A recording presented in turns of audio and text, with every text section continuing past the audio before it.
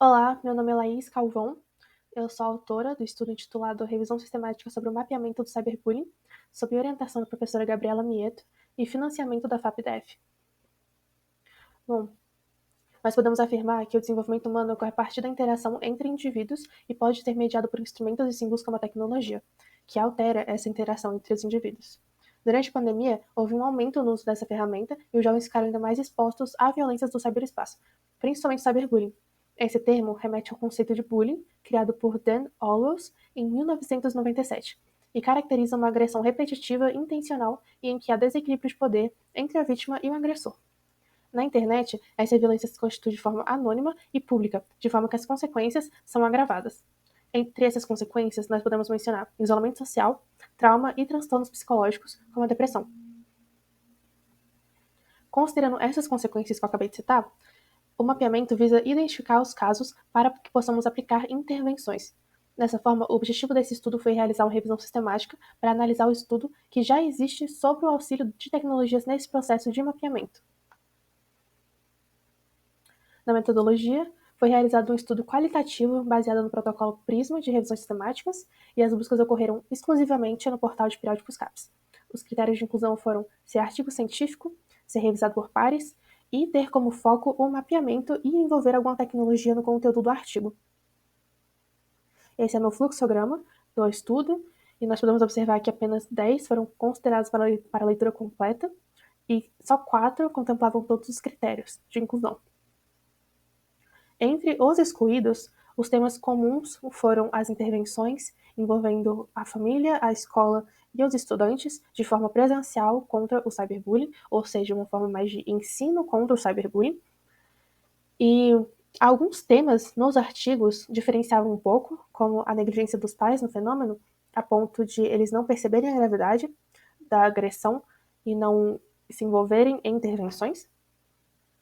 Outro estudo comparou as várias formas de intervenção e concluiu que existem poucos estudos sobre o fenômeno em si, ou seja, a validade e a eficiência das intervenções que são aplicadas não são eficientes por conta da falta de comprovação científica. Assim como outros estudos, como as revisões bibliográficas, definiram essa mesma hipótese da falta de estudos que comprovem alguma eficiência das intervenções, mas a maioria concluiu que uma abordagem global, envolvendo tanto a escola como a família e os alunos, seria muito mais prático e teria mais resultados ao combate dessa agressão do que apenas o mapeamento de casos específicos ou apenas o uso de tecnologias nesse caso. Porém, entre os incluídos, também a tecnologia foi um tema em comum, mas diferenciavam entre, por exemplo, o primeiro aborda o rastreamento do IP do agressor, ou seja, rastrear a agressão exatamente pelo aparelho que foi utilizado para cometê-la.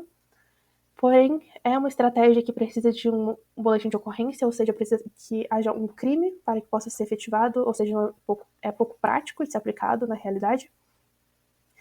Porém, softwares de monitoramento e botões de denúncia são uma realidade e os jovens podem utilizar essas ferramentas para controlar os conteúdos nos quais eles têm acesso, ou seja, eles diminuem a efetividade da agressão sobre possíveis, possíveis consequências que teriam na sua saúde mental. O sistema MARA, que foi definido por outro artigo, define um protocolo de saúde que pode ser utilizado por enfermeiras nas escolas para que a agressão possa ser identificada entre os alunos que têm mais incidência na enfermaria, ou então para que sejam aplicadas intervenções que já estejam descritas no sistema e que facilitaria a aplicação dessas intervenções. Como conclusão, nós chegamos que existem poucos estudos sobre o fenômeno, ou seja, não há material para guiar a atuação da família e escolas que se faz limitada. A falta de acompanhamento familiar é um fator essencial para o regresso dos casos. No caso, o acompanhamento seria essencial para o progresso e para que solucionássemos o caso em si. Porém, com a negligência, as crianças ficam à mercê das agressões e à mercê das intervenções escolares com pouco embasamento científico. Esse acompanhamento familiar pode ser feito pelo monitoramento manual dos pais ou pelos softwares apresentados, ou seja, eles podem ter acesso ao conteúdo dos filhos em casa, ou então ensiná-los a usarem esse tipo de software de controle e de monitoramento. É uma intervenção global que envolve principalmente a escola, as famílias e as crianças, e utiliza a tecnologia apenas para auxílio seria mais prática e efetiva. Como dito anteriormente, que um ensino contra o cyberbullying seria mais eficaz do que o mapeamento de casos isolados. Bom, esse foi o meu estudo. Agradeço o tempo de vocês, a atenção. Essas são as minhas referências. Muito obrigada.